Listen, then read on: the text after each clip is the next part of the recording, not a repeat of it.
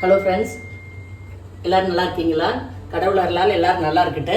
இப்போ நாட்டுக்கோழி கிராமத்து ஸ்டைலில் எப்படி பண்ணலான்னு நான் காமிக்கிறேன். 1 கிலோ சிக்கன், வெங்காயம் 400 கிராம், 20 வரமிளகாய், கொஞ்சம் மிளகு, கொஞ்சம் ஜீரகம், இஞ்சி இவ்வளோ இருக்கும். அவ்வளோ இஞ்சி நான் சுத்தம் பண்ணி வச்சுருக்கிறேன். இப்போ கடாய் வச்சுக்கலாம். வச்சுட்டு எண்ணெய் ஊற்றிட்டு கடலை எண்ணெய் ஊற்றிக்கலாம். எண்ணெய் காஞ்சதுக்கப்புறம் இந்த வெங்காயத்தை போட்டு நல்லா வணக்கிடலாம். இதில் என்ன இருக்குது சொன்னே, இது வணங்குறதுக்கு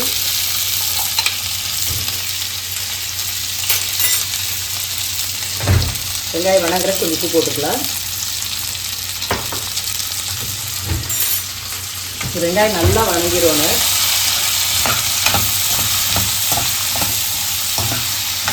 நல்லா வணங்கிட்டு நல்லா வணங்கணும். இதில் 400 கிராம் வெங்காயம் இருக்குது, 4 முழு பூண்டு இருக்குது. நான் எவ்வளோ காமிச்சனோ இஞ்சி இவ்வளோ சுத்தம் பண்ணி இதில் போட்டுக்கிறேன். 20 வரமிளகாய் இருக்குது. அதுக்கப்புறம் கொஞ்சம் மிளகு, பாருங்கள் எவ்வளோ காமிக்கணும், இந்த அளவுக்கு மிளகு, ஒரு பட்டை, கொஞ்சம் சோம்பு, அவ்வளோதாங்க ஃப்ரெண்ட்ஸ். இது நல்லா வணங்கிடுச்சு.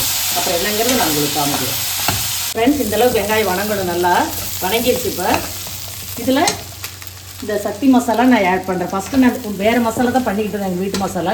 இது ஒரு டைம் பண்ணி பார்த்தேன், ரொம்ப சூப்பராக இருந்தது. அதனால் நான் இப்போ இதையவே போடுறேன். 1 கிலோ சிக்கனுக்கு இவ்வளோ மசாலா போட்டுறேன் நான். ஏன்னா நாட்டுக்கோழிங்கிறதுனால இது செமி கிரேவினா கொஞ்சம் கம்மியாக போடலாம். இது கொஞ்சம் லிக்விட்டில் இதில் மாதிரி வரும், லிக்விட் இதில் வர்றதுனால இவ்வளோ தேவைப்படும் மசாலா நம்மளுக்கு. மஞ்சத்தூள் இவ்வளோ. இது நல்லா ஆறணும் ஃப்ரெண்ட்ஸ். ஆறினதுக்கப்புறம் அரைக்கலாம், காமிக்கிறேன் நான். மசாலா அரைச்சாச்சு. மசாலா இந்தளவுக்கு இருக்கட்டும் ஃப்ரெண்ட்ஸ். இப்போ இந்த சிக்கனை குக்கர் நல்லா காயிட்டு, குக்கர் காஞ்சதுக்கப்புறம் கொஞ்சம் ஆயில் ஊற்றி, ஆயில் இவ்வளோ போதும். இந்த சிக்கன் குக்கரில் போட்டு இது நல்லா பச்சை வாசம் போகிற வரையில் நம்ம வணக்கணும். அதாவது இந்த சிக்கனில் தண்ணி தண்ணி வெளியில் வந்துடணும் ஃப்ரெண்ட்ஸ். இதுக்கு கல்லுக்கு போடுறேன், கல்லுக்கு தான் நல்லாயிருக்கு. கொஞ்சம் நான் மிக்சியில் அரைச்சி வச்சுருக்கேன். போதும். இது ஒரு 10 நிமிஷம் ஆகும் ஃப்ரெண்ட்ஸ். இந்த தண்ணியெல்லாம் வெளியே இந்த பச்சை வாசம் போகிறதுக்கு. அதுக்கடுத்து நம்ம மசாலா ஊற்றணும். ஆயில் ஊற்றி இந்த சிக்கனை வணங்குறப்ப உப்பு போட்டால் அந்த தண்ணி வெளியில் வரக்காக உப்பு போடுறது. இந்த சிக்கன் இருக்கிற தண்ணி வெளியில் வந்துடணும். ஒரு 10 நிமிஷம் ஆகுது வர்றதுக்கு. வந்ததுக்கப்புறம் இந்த நம்ம அரைச்சி வச்ச மசாலாவை மிக்சியில் அரைச்சி வச்சாச்சு. நம்ம ஃபஸ்ட்டு காமிச்சு உங்கள்கிட்ட மிக்சியில் நல்லா அரைச்சிடணும் ஃப்ரெண்ட்ஸ் இந்த மசாலா.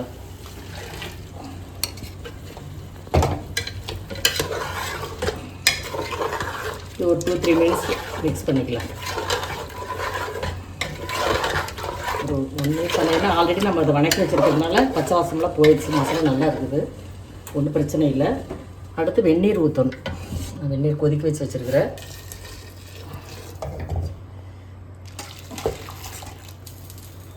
வெந்நீர் ஊற்றிடலாம்.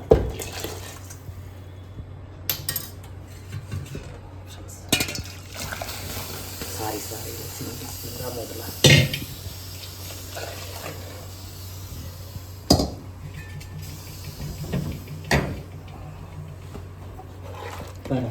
இவ்வளோ தண்ணி ஊற்றிட்டு இதுக்கு ஃபஸ்ட்டு உப்பு இந்த சிக்கன் வணங்கிறதுக்காக கொஞ்சம் தான் போட்டேன்.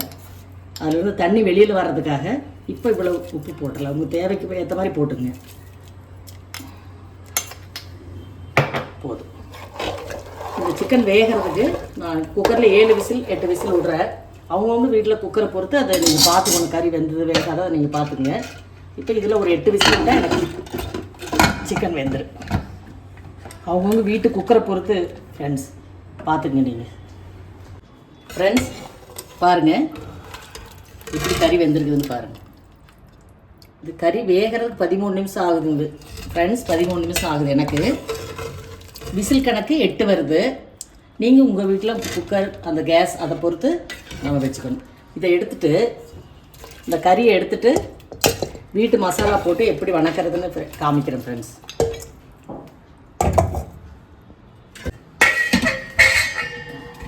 இவ்வளோ குழம்பு வந்துருக்குது. இது ரைஸோட தோசையோட எல்லாமே சூப்பராக இருக்கும் ஃப்ரெண்ட்ஸ். மசாலா தோசை மோஸ்ட்லி ரைஸோடு சாப்பிடுவாங்க. யாருக்கு எப்படியோ ஒவ்வொருத்தரோட டேஸ்ட்டு ஒவ்வொரு மாதிரி, அதுக்கு தகுந்த மாதிரி சாப்பிட்டுக்கலாம். இப்போ நான் இதை நான் எப்படி ஃப்ரை பண்ணுறதுன்னு காமிக்கிறேன் ஃப்ரெண்ட்ஸ். கடாய் காஞ்சதுக்கப்புறம் இதில் ஆயில் போடலாம்.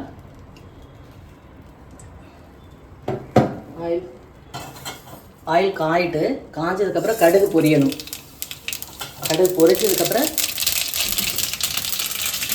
கடுகு பொரிச்சு நம்ம இந்த சிக்கனை எடுத்து இதில் போட்டலாம்.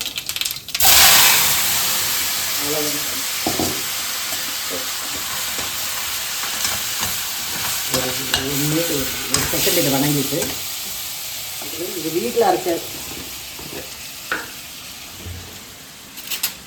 ஃப்ரெண்ட்ஸ், இது வீட்டில் அரைச்ச மசாலா, கறி மசாலா.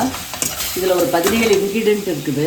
ரொம்ப சூப்பராக இருக்கும் ஃப்ரெண்ட்ஸ். இதை போட்டு ஒரு 2 ஸ்பூன் போட்டால் போதும் ஃப்ரெண்ட்ஸ். போட்டு இது கொஞ்சம் இது ஆல்ரெடியாக இருக்குது. இந்த மசாலா வீட்டில் பண்ணதுனால இல்லை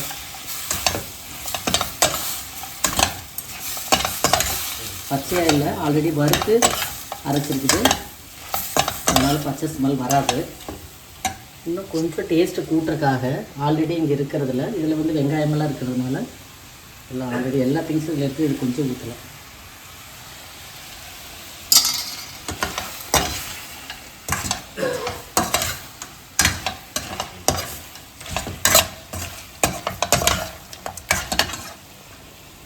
ஓகே ஃப்ரெண்ட்ஸ், இதில் கொஞ்சம் கறி லீவ்ஸ் கொஞ்சம் போடல ஃப்ரெண்ட்ஸ். இருந்தாலும் ஒரு 2 3 போட்டுக்கலாம். சூப்பராக இருக்குது ஃப்ரெண்ட்ஸ். நீங்கள் வீட்டில் இதே மாதிரி பண்ணி எனக்கு கமெண்ட்டில் சொல்லுங்கள் ஃப்ரெண்ட்ஸ். அப்போ தான் நெக்ஸ்ட் வீடியோ போடுறதுக்கு ஒரு மோட்டிவேஷனாக இருக்குது. ஆனால் நீங்கள் யாரும் சொல்கிறதில்ல. இந்த டைம் கண்டிப்பாக சொல்லணும். சர்வ் பண்ணியாச்சு ஃப்ரெண்ட்ஸ். ரைஸ் ஆயிடுச்சு. இது தோசை கூட தான் தம்பி ஆகாஷ்க்கு என் பையனுக்கு பிடிக்குது. அதனால் ஒரு தோசை ஊற்றிடுறேன். நீங்களும் தோசை கூட ரைஸ் கூட எது வேணாலும் சாப்பிடலாம் ஃப்ரெண்ட்ஸ். நெய் கொஞ்சம் ஊற்றிக்கலாம். இந்த தோசை ஆகுது.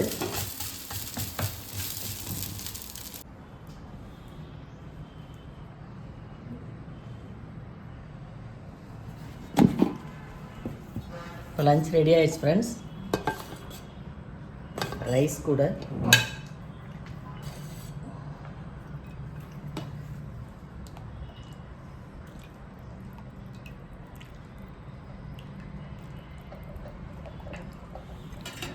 சிக்கன் கறி எடுத்துக்கலாம்.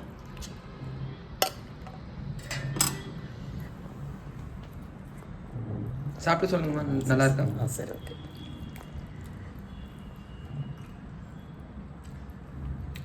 ரொம்ப சூப்பராக இருக்குது ஃப்ரெண்ட்ஸ். எல்லாமே நல்லா வந்திருக்குது. உப்பு மசாலா எல்லாம் ரொம்ப பர்ஃபெக்டாக இருக்குது. சிக்கன் நல்லா வெந்திருக்குது. நீங்கள் சாப்பிட்டு எப்படி இருக்குதுன்னு கமெண்ட்டில் கண்டிப்பாக சொல்லணும். அப்போ தான் எனக்கு நெக்ஸ்ட் வீடியோ போடுறதுக்கு ஒரு மோட்டிவேஷனாக இருக்குது. யார் கமெண்ட் பண்ணுறதில்ல. இந்த டைம் நீங்கள் பார்த்துட்டு சொல்லுங்கள் ஃப்ரெண்ட்ஸ்.